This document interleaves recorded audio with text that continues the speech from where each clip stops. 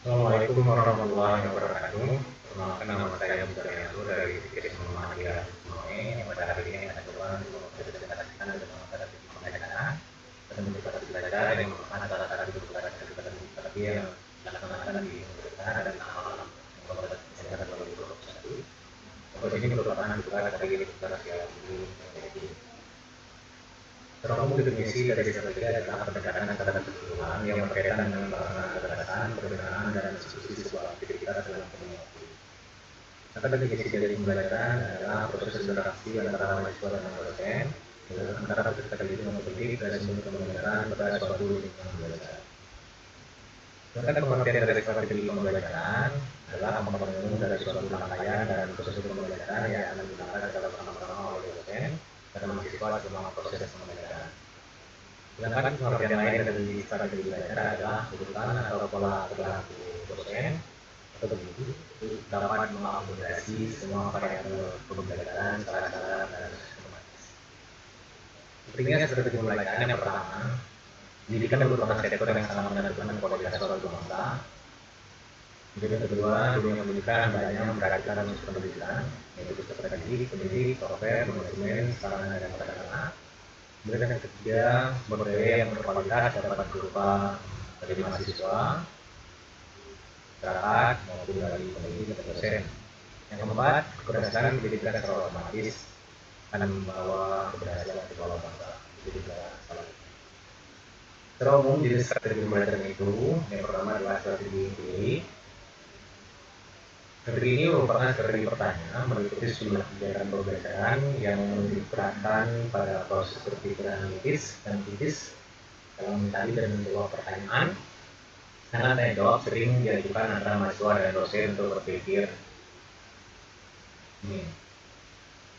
Kemudian yang kedua adalah strategi ekspositoris.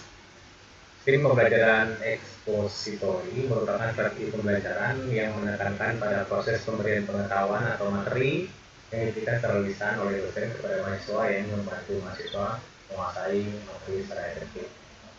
Dan strategi yang ketiga adalah SPBM, merupakan strategi pembelajaran yang memajukan beberapa kegiatan pembelajaran yang menonjolkan proses pembelajaran materialnya.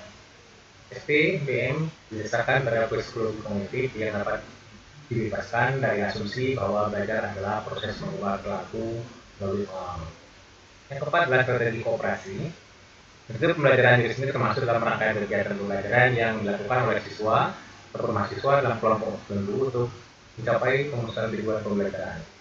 Strategi sistem pembelajaran kooperatif menggunakan kelompok kecil atau tim yang terdiri dari 4 sampai 6 orang yang memiliki latar belakang akademis, ras, atau gender.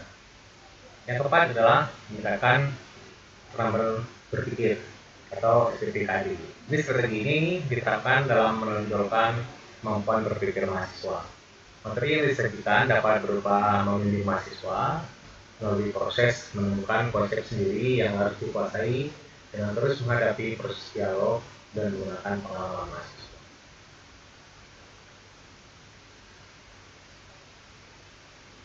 Agar strategi pembelajaran yang diterapkan oleh para dosen dapat berjalan maksimal, pentingnya pihak lembaga pendidikan meningkatkan sarana dan prasarana yang ada di kampus, seperti mengembangkan perpustakaan, merenovasi kelas, hingga memberikan pelajaran kepada pendidik. Meski demikian, dalam praktiknya memang tidak semudah kelihatannya karena kampus harus dihadapkan dengan berbagai kondisi atau kendala. Salah satunya adalah masalah dana.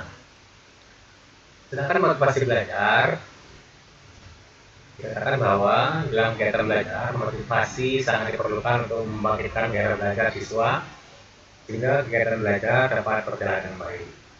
Adapun pengertian dari motivasi belajar menurut Sudirman adalah keseluruhan daya penggerak di dalam diri siswa atau mahasiswa yang menimbulkan kegiatan belajar yang menjamin kelangsungan dari kegiatan belajar dan memberikan arah pada kegiatan belajar sehingga tujuan yang dikehendaki oleh subjek belajar itu dapat tercapai. Sedangkan menurut UNO tahun 2017 mengatakan bahwa motivasi belajar merupakan dorongan internal dan eksternal pada mahasiswa atau siswa-siswa yang sedang belajar untuk mengadakan perubahan tingkah laku yang pada umumnya dengan beberapa indikator atau unsur yang mendukung. Sedangkan motivasi menurut Tambungan ada dua secara umum, yaitu yang pertama motivasi intrinsik, yaitu motivasi yang ditimbulkan dari diri seseorang. Motivasi ini biasanya ditimbulkan karena adanya harapan, tujuan, dan keinginan seseorang terhadap sesuatu sehingga dia memiliki semangat untuk mencapai itu. Sedangkan motivasi yang kedua, yaitu motivasi ekstrinsik, adalah sesuatu yang diharapkan akan diperoleh dari luar diri seseorang. Motivasi ini biasanya dalam bentuk nilai dari suatu materi, imbalan dalam bentuk uang atau tips lainnya yang diperoleh atas suatu upaya yang telah dilakukan. Jadi dari 4 pemaparan ini dapat ada kesimpulan secara singkat bahwa secara umum strategi pembelajaran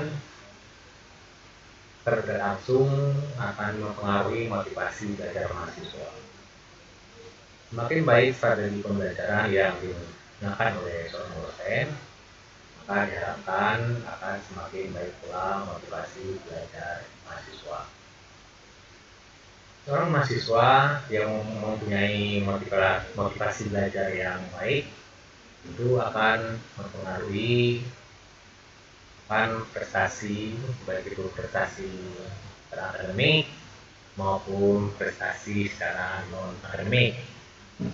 Dan ini tentu saja akan sangat dipengaruhi oleh bagaimana strategi pembelajaran yang dilakukan oleh seorang pendidik atau dosen. Dari beberapa pemaparan di atas tadi, strategi yang terbaik yang selama ini sudah banyak diterapkan oleh para dosen atau pendidik itu strategi kombinasi tergantung dari tujuan dari pembelajaran yang diharapkan, yaitu berupa praktek, tugasan, atau lain sebagainya yang pada umumnya diharapkan mahasiswa dapat lebih mandiri, dan tentu saja itu semua sangat dipengaruhi oleh motivasi dari belajar mahasiswa itu sendiri. Demikian pemaparan yang dapat saya sampaikan secara singkat. Mohon maaf atas segala kekurangan dan kekeliruan. Lebih dan kurang saya mohon maaf. Saya akhiri. Assalamualaikum warahmatullahi wabarakatuh.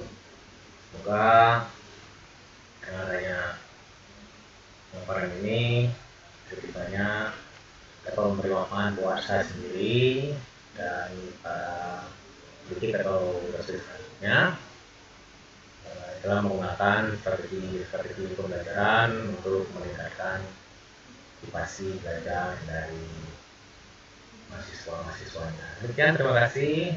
Saya akhiri. Assalamualaikum warahmatullahi wabarakatuh.